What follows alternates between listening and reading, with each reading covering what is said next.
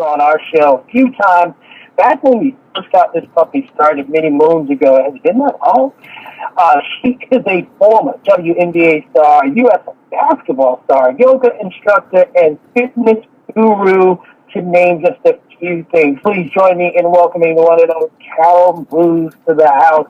Hey, Carol, thanks so much for joining us. Thank you for having me. I look forward to being a part of tonight. Absolutely fantastic. Carol, since we brought you on last, I'm going to start with you.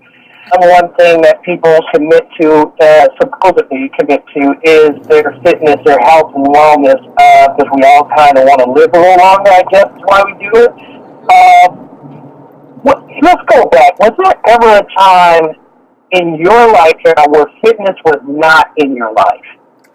To be honest with you, no. I think the nice backing to that is passion and desire, and it's so funny because time and time again people look at me and say, how can you be so disciplined? And I tell them it's actually not discipline, it's desire.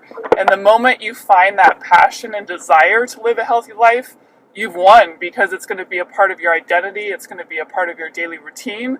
And honestly, I can't imagine not having healthful food. I can't imagine not working out 6 mornings a week. And it just becomes honestly almost the best hour or hour and a half of your day, and you can't imagine living otherwise. So my goal when I work with people, if they haven't gotten to that point, is to figure out what's your passion, what drives you, and how can we make this fun? Yes, it's a lot of hard work, but at the end of the day it should be fun, and it should be something you really look forward to. So honestly, my whole life I've been fascinated with sports and with building lean muscle and being a fit, healthy woman, and it's never not been a part of my life. You know, and I need to answer to that because you are absolutely a lifelong athlete. But I will ask you the reverse, because I'm going to come back to our other two panelists and ask the same question. But having grown up really into that, you know, being passionate about where you want it to be and knowing that it had to have a certain commitment in your life to get there, to those achievements.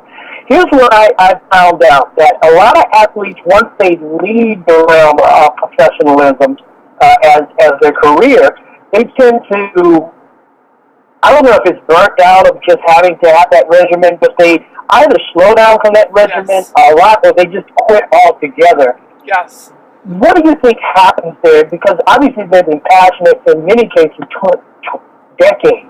Yes. What happens to them that you feel mentally they give up on, and they look a hot mess after a while? Yeah, no, it's actually one of the primary topics. I work with a lot of demographics. I actually work with pregnant mothers, I work with corporate weekend warriors, but honestly, one of my most favorite demographics to work with are transitioning athletes. And you nailed it, especially in the NFL, definitely in the NBA, I've seen it as well, where athletes lose the passion for that structure and also for modalities of working out. And what I mean by that, for me personally, I integrated yoga, swimming, biking, hiking, elliptical, Stairmaster, running uphill on the treadmill. I pretty much do everything you can imagine, but it's also conducive to longevity versus sports training. If you went to a typical NBA preseason training camp, you have 2-a-day practices, very intense, a lot of high impact activity, and that's not something you can sustain well into your 40s, 50s, and 60s, let alone your 70s, 80s, and 90s.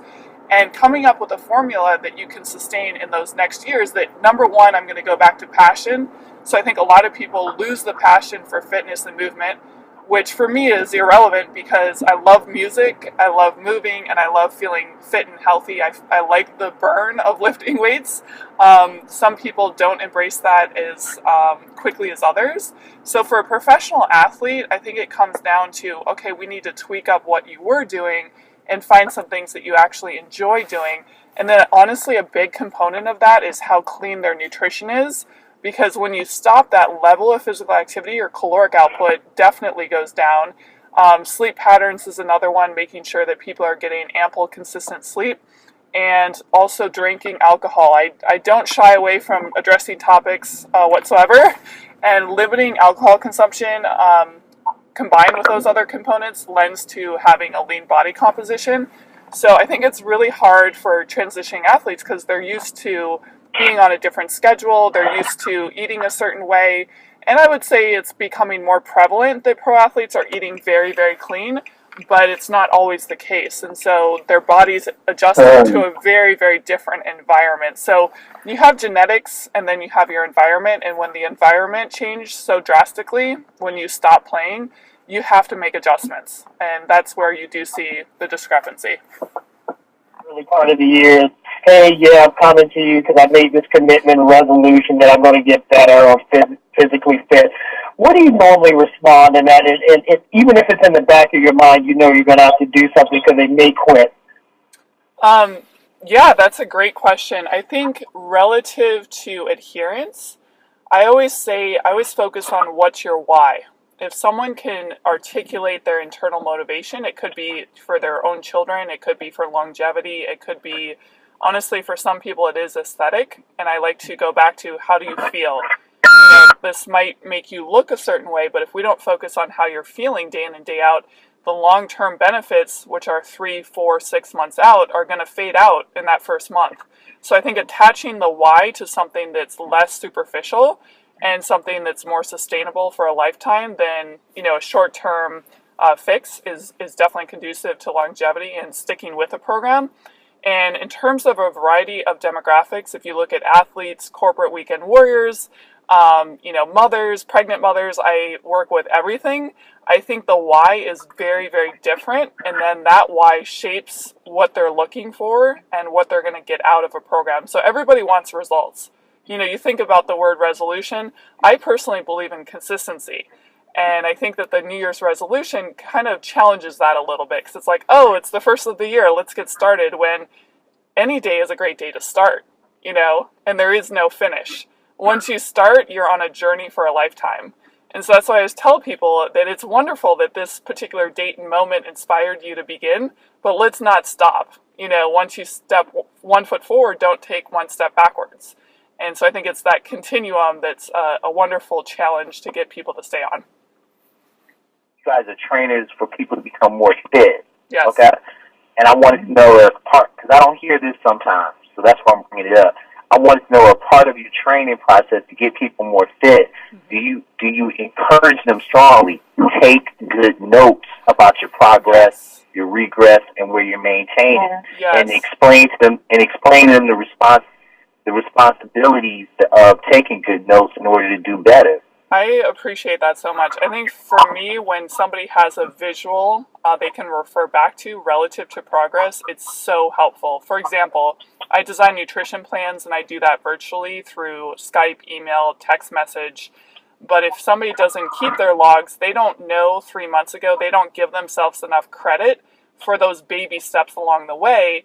And when you live inside your own body, if you don't take copious notes, there's no way to really reflect back on progress. So I think it's a wonderful way to drive motivation. It's a wonderful way to drive reward. And reward could be simple. It doesn't have to be anything that's detrimental to training. But I think without having those things in a log, it could be nutrition logs, sleep patterns, exercise logs, you don't see where you were relative to where you are, relative to where you're going. And so my answer is absolutely yes. I like to keep everything digital, whether it's screenshot, JPEGs, Excel sheets, but everything's locked in and emailed back and forth. And you can literally go back to a specific date and say, do you realize on this date, you were only able to do that half the cardio that you can do now? Or on this date, you were actually sleeping 2 hours less than you are now. I'm so proud of you. Look at the progress you've made. And then it really motivates people to keep going. So what more can I accomplish, in this amount of time? So I really appreciate you brought that up because I think it's very effective for sure. Yeah, I'm asking for a friend. No, asking for quite a few friends who are a part of Team No Sleep. And can you talk about the impact of lack of sleep on just overall health and wellness? Wonderful. Absolutely. Lack of sleep is directly correlated to the ratio of cortisol to endorphins from a physiological standpoint. And the more sleep deprivation you have, the more likely you are to be obese. Statistics will show this. And it's because your body is in fight or flight. It thinks you're in a time of feast and famine and that you're trying to scavenge for food and you're losing sleep because you're out trying to get more calories in. So your body literally protects itself by saying, okay, I'm going to hold on to as many calories as possible just in case, I'm going to be sleep deprived for the next 5 or 6 days. And unfortunately, that accumulates over weeks and months, and it becomes a perpetual pattern. And those patterns are hard for people to break sometimes. For myself personally, I like to go to bed early. I am in bed hopefully by 8:30, 9 o'clock, and I'm up by 5:30 in the morning. Work out first thing in the morning. And I do believe in taking 20 to 25-minute power naps halfway through the day. That's something that I think corporate wellness could catch on to a bit better.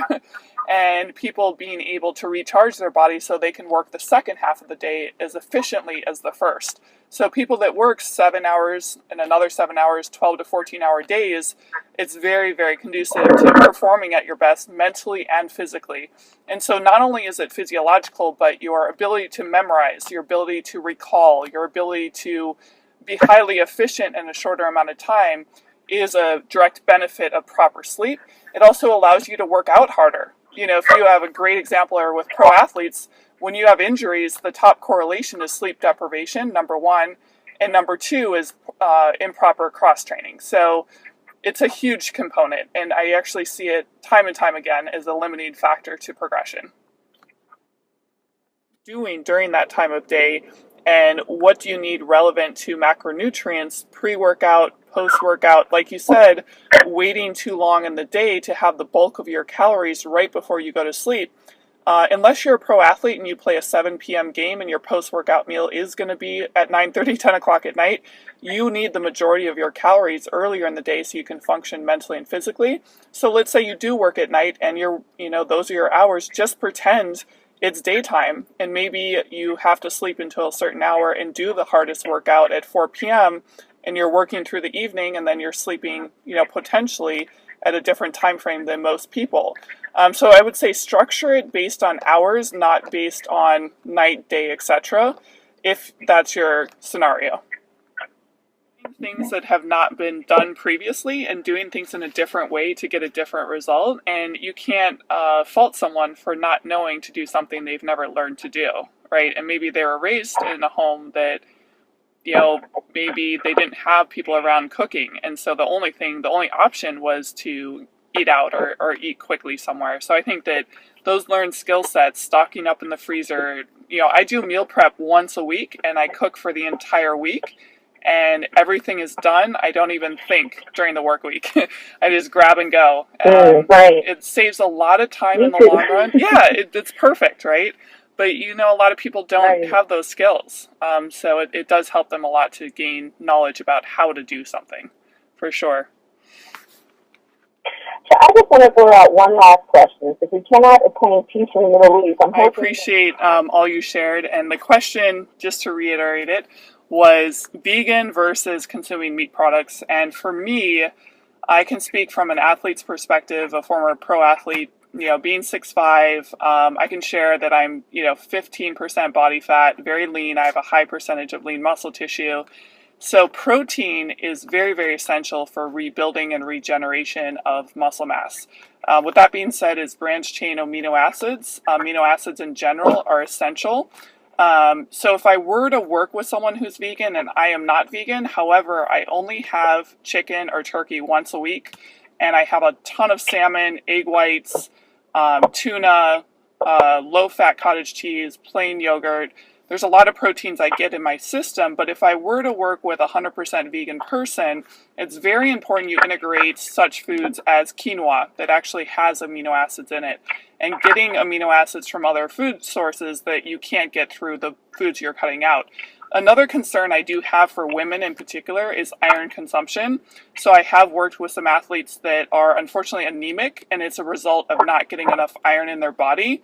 And when you're putting that much demand on top of the fact that you're menstruating once a month, and you really do need iron to maintain a healthy state as a woman, that's the one area that I do show concern, and I let people know, here are the facts, that here's how much iron you need in your body. If you would like to supplement with X, Y, and Z in terms of a vitamin, you can do that. But it's very important you don't deprive your body of what it needs. So for me, I'm very well balanced, but I do eat less meat than most people, that being once a week. And then sometimes once a month, I'll have bison or buffalo, which is a leaner source of red meat, just to get an extra boost of iron. And then I take a simple multivitamin every day. And I do design nutrition plans through my website, fitforlivinglife.com. And I think a lot of times, as she well said, people choose to go vegan for reasons that are not at the source of real health. You know, if you look at what is it trying to do? Are you trying to lower saturated fat consumption? Are you trying to get leaner? Are you trying to lower your blood pressure? Are you trying to, there's so many ways to accomplish those goals without necessarily being full-blown vegan. So with that being said is, I don't condone it, I don't promote it, but I try to do something that's very well balanced and mainstream based on somebody's personal choices, and then guide them in the right direction based on what they're willing to integrate into their nutrition plan.